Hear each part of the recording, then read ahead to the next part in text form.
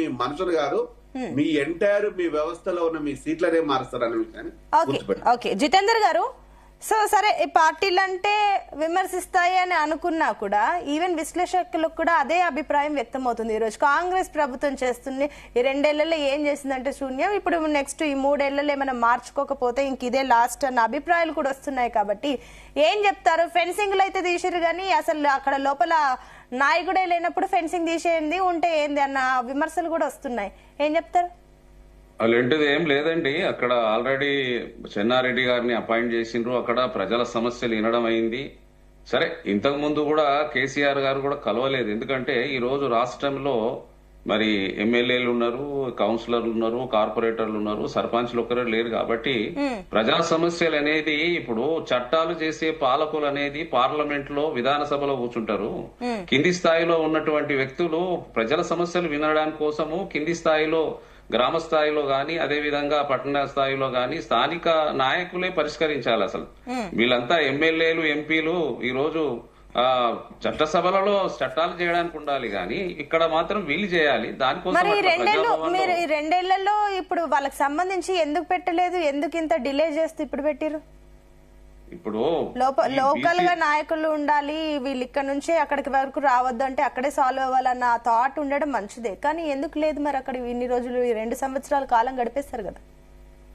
మనకు మేము ఇచ్చినటువంటి వాగ్దానం ప్రకారంగా బీసీలకు రిజర్వేషన్స్ ఇవ్వాలన్నట్టు ఒక సంకల్పంతో ముందుకు పోయినాం. కాబట్టి దానికోసం మేము ప్రయత్నం చేసినాం.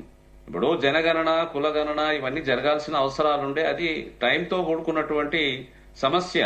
కాబట్టి దానికోసము ప్రభుత్వం అనేది ప్రయత్నం చేసింది, పార్టీ కూడా ప్రయత్నం చేసింది. కాబట్టి ఈ రోజు కొంత కోట్ల అబ్జెక్షన్స్ వచ్చినాయి. దాంట్లో కులగణ జనగణనలో జరిగిన దాని విషయంలో మరి రిజర్వేషన్లు అనేది 50% మించిపోవద్దన్నారు. మరి అదే మీరు ఈ 50% రిజర్వేషన్ క్యాప్ దాటద్దు అని కాంగ్రెస్ కి మీ కాంగ్రెస్ నాయకులకి హామీలు ఇచ్చే టైంకి డిక్లరేషన్ లో చెప్పే టైంకి ఈ విషయం మీకు తెలుసా తెలీదా, లేదంటే తెలిసి తప్పు చేశారా, అందరినీ మోసం చేశారు, అందుకే ఈ రోజు ఢిల్లీ వేదికగా పెద్ద ఉద్యమానికి అందరూ కూడా బీసీ నేతలు బీసీలు సిద్ధమవుతున్నారు. దానికి ఏం అంటే మీ ఫెయిలియరే కదా ఇక్కడ బీసీలు ఢిల్లీకి వెళ్లి ఉద్యమం చేస్తున్నారంటే?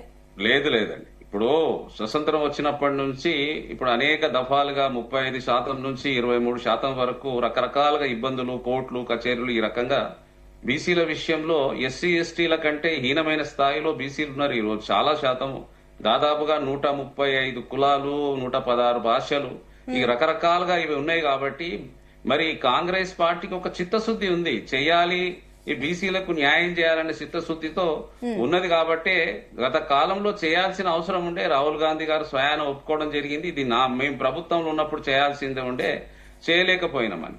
కానీ దీంట్లో ఏంటంటే ఈ రోజు బీజేపీ పాత్ర అనేది ప్రముఖమైంది. ఎంబీసీ రిజర్వేషన్ అనేది ఒక్క 50 రోజులలో దాన్ని అమలు చేసి 10% అనేది 50% మించిపోయింది కదండి. రిజర్వేషన్ అనేది 50% మించిపోయింది ఇప్పుడు. కాబట్టి ఈ రోజు మన రాష్ట్రంలో ఉన్నటువంటి బీజేపీ సంబంధించినటువంటి మంత్రులు చొరవ తీసుకోవాలి. రామరెడ్డి గారు ఇందాక క్లియర్ గా చెప్పారు ఒక పాయింట్. వాళ్ళు చెప్పారు, వాళ్ళు ఇవ్వాలి, మేము చెప్పినామా, డిక్లరేషన్లు మేము ఇచ్చినామా, వాళ్ళు ఇచ్చారు కదా, వాళ్ళు చేయాలి కానీ మాకు చెప్తే ఎట్లా అని చెప్పేసి ఇందాక ఆయన ఒక పాయింట్ చెప్పారు స్టార్టింగ్ లోనే. ఇప్పుడు ఈ రిజర్వేషన్ అనేది కేంద్ర కోర్టులో ఉందండి. ఇప్పుడు 9th షెడ్యూల్ పెట్టండి చేయొద్దు అన్నట్టుగా. ఎందుకంటే దీంట్లో ఇప్పుడు విద్య ఉద్యోగాల విషయము, రెండోది ఈ రాజకీయ అన్నటువంటి ఎలక్షన్ విధానం, ఈ 3 వ్యవస్థల కోసం రాష్ట్రంలో ఉన్నటువంటి ప్రభుత్వం చేయగలిగినంత చేసి ఆర్డినెన్సులు గాని రాష్ట్రపతికి పంపుడు గాని చేయాల్సింది చేసింది. రాష్ట్రంలో ఉన్నటువంటి మంత్రులు వారికైతే గురుతర బాధ్యత ఉంది కదండి. అనేక హామీలు ఉన్నాయి, విభజన హామీలు ఉన్నాయి. అదే విధంగా ఈ రోజు 2 మంత్రులు ఉన్నారు. రాష్ట్ర అభిమానం అయితే ఉండాలండి. వాళ్ళు బీజేపీ వారికి నాకైతే పదవులపై ఉన్నటువంటి అభిమానము రాష్ట్రంపై లేదు, రాష్ట్ర ప్రజలపై లేదు. మరి రేపు వీళ్లకు బీసీల ఓట్లు అవసరం లేదా? వాళ్ళు ఈ రోజు కిషన్ రెడ్డి గారు గాని బండి సంజయ్ గాని 2 మంత్రులు ఉన్నారు, ఒప్పించవచ్చు కదా. ఈ ప్రధానమంత్రి ఒక బీసీ ప్రధానమంత్రి ఉన్నాడు, ఇవ్వాలనే సంకల్పం లేదా? వాళ్ళకి బీసీలకు న్యాయం చేయాలనే సంకల్పం లేదా? వారు ప్రధానమంత్రి దగ్గర చేయిస్తే వాళ్ళకే ఇప్పుడు వాళ్ళనే బీసీ ఓట్లన్నీ దాదాపు 50% ఉన్న రాష్ట్రంలో బీసీ ఓట్లు వాళ్ళకే పడతాయి కదండి. ఒక నిమిషం జితేంద్ర గారు, క్లారిటీ తీసుకుంటాను. ఉండాలి కదా. మీకు లేదా బీసీల పైన చిత్తశుద్ధి, మీకు వద్దా బీసీల ఓట్లు అని చెప్పి వాళ్ళు అడుగుతున్నారు. అదేనండి, మేము బీసీల కోసం ప్రయత్నాలు చేసినాం కదా. ఒక్క నిమిషం చెప్పండి రామరెడ్డి గారు. బీసీల మీద ఎంత ప్రేమ ఉంది అంటే కాంగ్రెస్ పార్టీకి బీసీ కమిషన్ రాజ్యాంగ హోదా కల్పించింది భారతీయ జనతా పార్టీ. బీసీల మీద బీసీని ప్రధానమంత్రి చేసింది భారతీయ జనతా పార్టీ. అయిన తర్వాత వాగ్దానాలు ఏం వాళ్ళు ఇస్తారంట, మాకు తెలుసు అవన్నీ తెలిసే 9th షెడ్యూల్ పెట్టాలి ఇవన్నీ తెలిసే మేము ఇయ్యలేదు. కానీ ప్రామిస్ ఇచ్చేటోళ్లకు అంత అవివేకంగా చెప్తే ఇట్లా వాళ్ళు ఇచ్చిన ప్రామిస్ ఏ విధంగా చేస్తామనేది వాళ్ళకి తెలియకుండా చెప్తున్నారు. వాళ్ళకి ఎంత ప్రేమ ఉందో బీసీల పైన ఎంత ప్రేమ ఉందో మేము ప్రయత్నం చేసినామని అంటున్నారు. మీకెంత ప్రేమ ఉందో మీరు చెప్పండి. మీరిచ్చి మా మీద తుపాకి పెడతామంటారు. మీ ముఖ్యమంత్రి అసమర్థుడు, మీ రాహుల్ గాంధీ అసమర్థుడు, మా తోటి తప్పు అయిపోయింది, మేము చెప్పినాం కానీ చేయలేము అని ఇది చేయండి. అంటే ఆ పాయింట్ చెప్తే ఇచ్చేస్తుందా? ఒక్క నిమిషం రామరెడ్డి గారు, మీరు అన్న పాయింట్ ఒక్క నిమిషం. సబ్మిషన్ మాతోని కాదు, మేము చేతులు ఎత్తేస్తున్నామని రాహుల్ గాంధీ ఒకరు ఎత్తేస్తే అంటే బీజేపీ కేంద్రంలో మీరు ఇస్తారా? అప్పుడు 42% ఇస్తారా బీసీలకి? మేనిఫెస్టోలో పెట్టినవి చెయ్యకపోతే మీ మేనిఫెస్టో కాదు, మీరు అన్నారు కదా ఇందాక, మీ మేనిఫెస్టోలో చేసే అంశం అది మీది బాధ్యత. రామరెడ్డి గారు మీరు అన్నారు కదా కాంగ్రెస్ చేతులు ఎత్తేస్తే బీజేపీ అప్పుడు ఇస్తుందా అనేది నా ప్రశ్న. ప్రజల క్షమాపణ చెప్తే అప్పుడు పరిశీలిస్తాం మా పార్టీ. అంటే సో ఇది ఈ లెక్కన చూస్తే ఇప్పుడు మా ఇండివిజువల్ పార్టీ అయిన తర్వాత రాజ్యాంగం వల్ల మార్పులు చేయాలి, అది అన్ని పార్టీలను కలుపుకొని రావాలి. ఇంతకుముందు మహిళా రిజర్వేషన్ బిల్లు డిమాండ్ వచ్చింది తెరపైకి, ఇప్పుడు మేము చేసిన చిత్తశుద్ధితోటి మహిళలకు ఈరోజు 33%, రేపు వచ్చే ఎలక్షన్లు ఉంటాయి. అయిన తర్వాత ఇంతకుముందు మా టీఆర్ఎస్ స్నేహితులు అన్నారు చాలా బ్రహ్మాండంగా, మేము అడిగేది కాదు, మీరు ఏదో ఉంచుడు దయ్యాలు వేదాలు వల్లించినట్టున్నాయి. ప్రజాస్వామ్యం కూని అనేది ఆడికెళ్ళి ఎలక్షన్లో మేము అనుభవించినాం. మీరు చేసిన అరాచకాలు, టెలిఫోన్ ట్యాపింగ్ చేసి మా యొక్క లీడర్లను ఎంతమందిని అరెస్ట్ చేయించారు. హుజురాబాద్ లో చూసినాం, మునుగోడులో చూసినాం. ప్రజాస్వామ్యాన్ని కూని చేయడం వల్ల గెలిచిన వాళ్ళందరూ మీ పార్టీలలో ఎట్లా కలుపుకున్నారు? ఆ సాంప్రదాయానికి తెరలేపిందే మీరు. అయిన తర్వాత ఇంకొకటి, ఈ రోజు గ్రామాల అభివృద్ధి జరిగినట్టే టీఆర్ఎస్ వల్ల కాదు, 14th ఫైనాన్స్ కమిషన్ ప్రతి గ్రామం వల్ల ఏదైతే సెంట్రల్ ఫండ్స్ తోటి సీసీ రోడ్లు గాని, ప్రకృతి వనాలు గాని, శ్మశాన వాటికలు గాని, రైతు వేదికలు గాని ఇవన్నీ కేంద్ర ప్రభుత్వ నిధులతోటి చేశారు, రాష్ట్ర ప్రభుత్వం. అయిన తర్వాత ఈ రోజు ఏదైతే మేము అడగని నేరెళ్ల బాధితులది అందరికీ తెలిసిందే. ఇవాళ మేము అడుగుతలేము, అంతకుముందు మేము అడిగినాం, ఇవాళ కవిత అడుగుతుంది. చెప్పండి ఎవరెవరు దళితుల మీద ఏ విధంగా లాంటి పోలీసులతో కొట్టించిర్రో, ముఖ్యమంత్రి కార్యాలయంకి వెళ్ళి పోయిందని. మేము కాదు, మీ కన్న బిడ్డే మీ యొక్క టీఆర్ఎస్ కవిత అడుగుతున్న దాంట్లో ఆన్సర్ చెప్పక ఇంకా వాని మీద మీరు చేసిన తప్పుల వల్ల రాష్ట్రం దివాలా తీపిచ్చి ఈ రోజు మీరు ఇది చేస్తున్నాం. అయిన తర్వాత ఈ రోజు మేము గల్లెత్తుకొని కాలర్ ఎగిరే చెప్పొచ్చు. ప్రపంచ దేశాలలో ఇవాళ GDP 8.2%, America GDP, China GDP కంటే భారతదేశ జీడిపి ఇది ఉంది. కానీ మీరు చెప్పింది పాయింట్, కానీ ఎట్ ద ఎండ్ వచ్చేసరికి ఇప్పుడు స్థానిక సంస్థల ఎన్నికల గురించి మాట్లాడుతున్నాం కాబట్టి స్థానికంగా బీజేపీ ఎంత బలంగా ఉందనేది ఇంపార్టెంట్. మీరు అన్నది కరెక్టే. సరే దేశవ్యాప్తంగా వేరే పార్లమెంట్ సీట్లు గెలవము, ప్రజలు ఇస్తేనే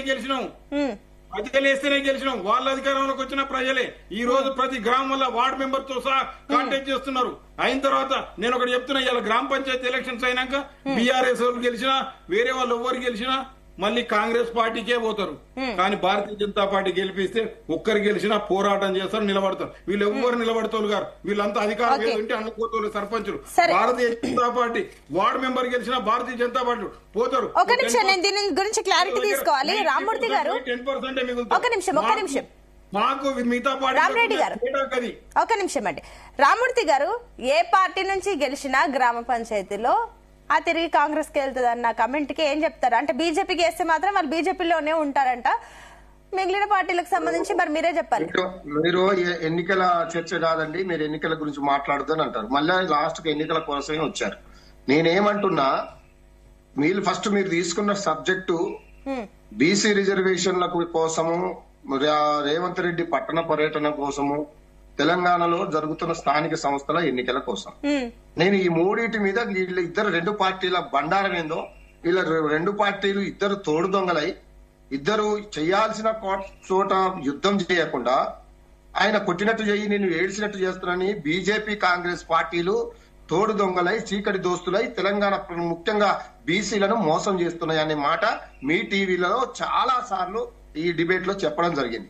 ఎందుకు చేయాల్సిన నీ రాహుల్ గాంధీ గారు, ఖార్గే గారు, సోనియా గాంధీ గారు మీ ఎంపీలు, మీ ఇండియా కూటమి, కాంగ్రెస్ పార్టీ మొత్తము ఎందుకు బీసీలకు రిజర్వేషన్ 42% చెయ్యాలని పార్లమెంట్ వేదికగా ఎప్పుడు ఒక్కసారి కూడా డిమాండ్ చేయలేదు? ఎందుకు? దానికి ఇక్కడ ఎమ్మెల్యేలో 42% మేము ఓకే అని బీజేపీ ఎమ్మెల్యేలు ఇక్కడ 8 మంది అంటారు. మరి అక్కడ ఉన్న బీజేపీ 8 మంది ఎంపీలు ఎందుకు కనీసం చొరవ తీసుకోరు? ఇక్కడ 2 మంత్రులు కూడా ఉన్నారు, ఎందుకు దాని గురించి మాట్లాడరు? అంటే మీరిద్దరు కూడా కావాలని చేతగాక మీరు చెయ్యలేరు కాబట్టి, అది అయ్యే పరిస్థితి లేదు కాబట్టి ప్రజల్ని మోసం చేస్తున్నారు. ముఖ్యంగా బీసీలను మోసం చేసిండ్రు. ఇది మీ ఇద్దరు పార్టీలు తెలంగాణ ప్రజలకు క్షమాపణ చెప్పాలా? ఒకటి రామ్మూర్తి గారు, సరే ఇప్పుడు ఇంకోటి ఢిల్లీ వేదికగా బీసీలు ఉద్యమం చేయడానికి రెడీ అవుతున్నారు కాబట్టి దీనికి సంబంధించి బీఆర్ఎస్ పార్టీ నుంచి కూడా మన సపోర్ట్ ఉండబోతుందా? ఇంత ముందు కూడా చెప్పాము, మీరు యుద్ధం చేయాల్సిన చోట చెయ్యండి, ప్రతిపక్ష పార్టీలను కలుపుకొని పోండి, ప్రధానమంత్రి టైం తీసుకోండి, పార్లమెంటుని స్పందింపజేయండి. మీ అందరూ కూడా ఎంపీలు, ఎమ్మెల్యేలు ఒక్కసారి జంతర్ మంతర్ దగ్గర ఎందుకు ఆమరణ దీక్ష పెట్టరు? నిజంగా చిత్తశుద్ధి బీసీలపై 42% రిజర్వేషన్. వాళ్ళు పెట్టకపోతే మీరు పెట్టండి, మీ పార్టీ తరఫున పెట్టండి. వాళ్ళు పెట్టకపోతే మీరు పెట్టండి, వాళ్ళు పిలవకపోతే మీరు వెళ్ళరా, మీరు చెయ్యరా? అదే అడుగుతున్నాము. మేము ప్రయత్నం చేశాము, గిన్ని తప్పులు ఉన్నాయి, గిన్ని లొసుకులు ఉన్నాయి, 9th షెడ్యూల్ లో పెట్టాలి, తమిళనాడు లాగా ఒక చట్టం చేయాలి. ఇది ఒక రాష్ట్రానికి సంబంధించింది కాదు, దేశానికి సంబంధించింది. బీజేపీ తలుచుకుంటే, కాంగ్రెస్ తలుచుకుంటే 24 గంటల్లో బిల్ అవుతుందండి. 24 గంటల్లో ఈ యొక్క సబ్జెక్ట్ అయిపోతుంది. ఊకే మాట్లాడాల్సుకున్న అవసరం లేదు. కానీ వీళ్ళకి చిత్తశుద్ధి లేదు కదా, చేయాలనే ఆలోచన లేదు కదా, బీసీలకు న్యాయం చేయాలనే ఆలోచన లేదు. ఆ పేరుతోటి మళ్ళీ ఓట్లు సంపాదించుకోవాలనే ఒక దుర్బుద్ధి తప్ప, ఆ ఆలోచన తప్ప వేరే ఆలోచనకు ఈ 2 పార్టీలకు లేదు. కాబట్టి బీసీలకు రిజర్వేషన్ కావడం లేదు. అది అయ్యే అవకాశాలు కూడా ఇప్పట్లో లేదు. మళ్ళీ ఆ పేరు చెప్పి బీఆర్ఎస్ అడ్డుకున్నది, ఇంకోళ్ళు అడ్డుకున్నారు అని ఆ పేరు చెప్పి మళ్ళా ప్రజల్ని మోసం చేయాలని చూస్తున్నారు. పాయింట్ కి ఏదో సబ్మిషన్ ఉందంట, రామరెడ్డి గారు మిమ్మల్ని ఏదో అడుగుతారంట, ఏంటి చెప్పండి రామరెడ్డి గారు, అడగండి. టిఆర్ఎస్ పార్టీ ఉన్నదే ఓసీల పార్టీ. అది వీళ్ళు ఈయన మొత్తుకున్నా ఇంకోరు మొత్తుకున్నా దాంట్లో మాత్రం అధ్యక్షుడు, ముఖ్యమంత్రి వాళ్ళే అవుతారు. ఆ ఓసీ పార్టీలో ఉండి బీసీల గురించి పోరాడుతాం. అయిన తర్వాత మన డెవలప్మెంట్ కోసం ముఖ్యమంత్రి ప్రభుత్వం పిలిస్తే మీ వాళ్ళు ఎందుకు అటెండ్ కాలేదండి? ఏ ప్రభుత్వం పిలిస్తే అఖిలపక్షాన్ని పిలిస్తే మీ వాళ్ళు రాలేదు. నేనే పోయాను, మా ఎంపీ గారు వద్దిరాజు రవిచంద్ర గారు వచ్చారు. మన మీటింగ్ లో రాలేదండి, పేపర్లలో చూపిస్తే మన deputy CM reservation deputy CM పిలిచిండు, డెవలప్మెంట్ దాని మీద రాలేదు, పేపర్లలో చూసింది. ఏం డెవలప్మెంట్ చేస్తున్నారో మీరు అడుగుతున్నారు. మేము అడుగుతుంటే మీరు మమ్మల్ని అడుగుతున్నారు తప్ప మీరు ఎప్పుడైనా కాంగ్రెస్ పార్టీని మీరు ఏమైనా 2,50,000 కోట్లు తెచ్చి ఏం చేసిరని ఎప్పుడైనా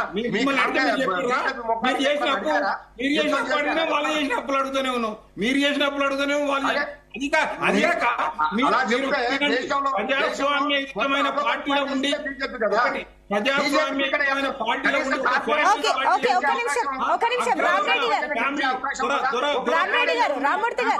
మాట్లాడితే ఎట్లా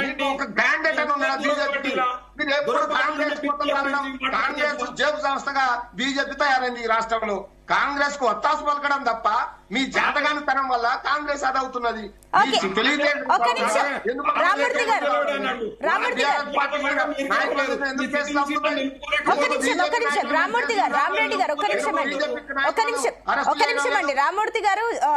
గారు ఒక్క నిమిషం ఆగండి. జయరాం గారు ఏం చెప్తారు ఈ పాయింట్ పైన? వీళ్ళు మాట్లాడుతున్న దాంట్లో ఏంటి ఏమనుకుంటున్నారు మీరు?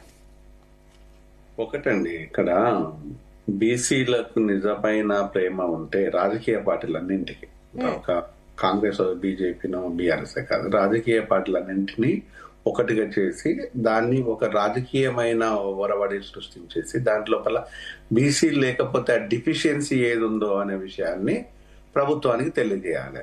ఇప్పటికైనా కూడా బీసీలు చేయాల్సిన పని ఏంటంటే, మూకుమ్మడిగా ఎక్కడైతే బీసీలను పోటీలో పెడతారో మేము పోటీ చేయము, మేము బైకాట్ చేస్తాము, మా రిజర్వేషన్ చట్టబద్ధత వచ్చేంత వరకు మేము పోటీ చేయమని మూకుమ్మడిగా బీసీలు ఒక తాటి మీద వచ్చేసి ఆల్ పార్టీస్ లో ఉండే బీసీలు ఈ ఎలక్షన్స్ ను కంప్లీట్ గా డిఫీట్ చేయాలి. అదొక పద్ధతి. అది నిరసన వ్యక్తం చేయడం. మరొక అంశం వచ్చేసేమో కాంగ్రెస్ ఏదైతే చెప్తున్నదో, మేము జీవో 9 తీసుకొచ్చినాం కాబట్టి మీరు బీజేపీ వాళ్ళు 9 షెడ్యూల్లో చేర్చండి అంటే అది హాస్యాస్పదంగా ఉంటుంది. మీరు జీవోలు తీసుకొస్తే చట్టాలు కావు, చట్టాలు తీసుకొస్తే జీవోలు పుడతాయి. ఈ కామన్ సెన్స్ అనేది ప్రభుత్వంలో ఉండే పెద్దలకు అర్థం కావాలి. సింపుల్ గా ఏదో అన్నట్టు మావానే హెల్మెట్ కొనుక్కున్నా నువ్వు బండి కొనిలే అని చెప్పినట్టు ఉంది. అంటే ఇది మీరు చెప్పే పద్ధతి, దీనికి ప్రజలు నమ్మరు. అది ప్రభుత్వం లోపల ఉండే వ్యక్తులు దీన్ని యాక్సెప్ట్ చేయరు. ప్రభుత్వంలో ఉండే వ్యక్తులు అంటే ఐ మీన్ బీజేపీ ప్రభుత్వంలో ఉండే వ్యక్తులు 9 షెడ్యూల్లో చేర్చారు. ఇది సహజం, ఇది జరిగిపోతాయి. ఇక గత ప్రభుత్వం చేసింది అప్పుడు జరిగింది, గత ప్రభుత్వం in the sense PV Narasimha Rao గారి ప్రభుత్వంలో జరిగింది అంటే వాళ్ళ అక్కర్లు అవసరతలు ఉన్నాయి.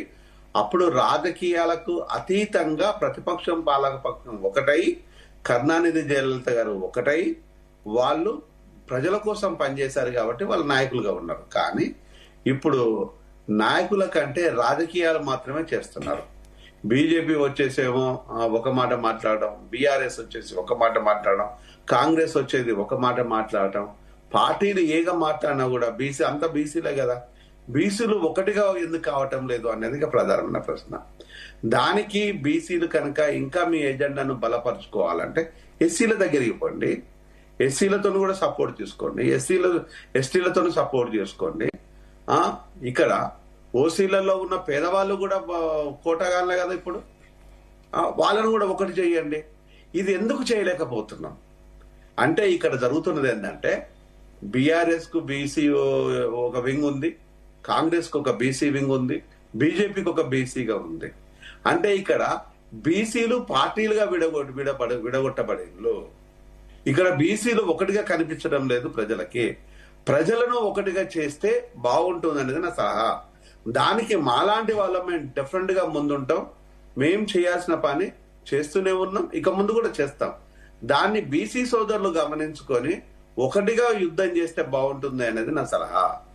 రాజకీయ పార్టీలు నమ్ముకుంటే ఇది పొలిటికల్ ఎజెండాగా మారుతారు తప్ప, ఆ జెండాలను మీరు మొయ్యాలి తప్ప బీసీ సోదరులకు ఎలాంటి ఉపయోగం లేదు అనే విషయాన్ని గమనించాలి. దీన్ని అర్థం చేసుకొని ఆలోచన పూర్తిగా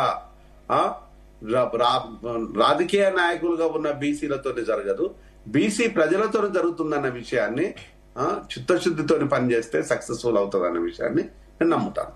ఓకే అండి, జితేందర్ గారు ఇప్పుడు చెప్పండి. సో ఏమంటారు? అండ్ ఇంకొకటి, పంచాయతీ ఎన్నికలకి వెళ్తున్నారు, అసలు పార్టీ అంటే పార్టీలకు గుర్తులే లేని ఇక్కడ ఎందుకు మీరు ఇంత తాపత్రయపడుతున్నారంటే, సరే చిన్నపాటి ఎన్నికలకు కూడా మేము ఇంతే చిత్తశుద్ధి ఉంటున్నాము, అందుకే అన్ని ఎలక్షన్స్ సంబంధించి రేవంత్ రెడ్డి దిగుతున్నారని అంటున్నారు, కరెక్టే. కానీ ఇందాక రామ్మూర్తి గారు ఒక పాయింట్ అడిగారు, డెవలప్మెంట్ విషయంలో ఏం చేసిర్రంటే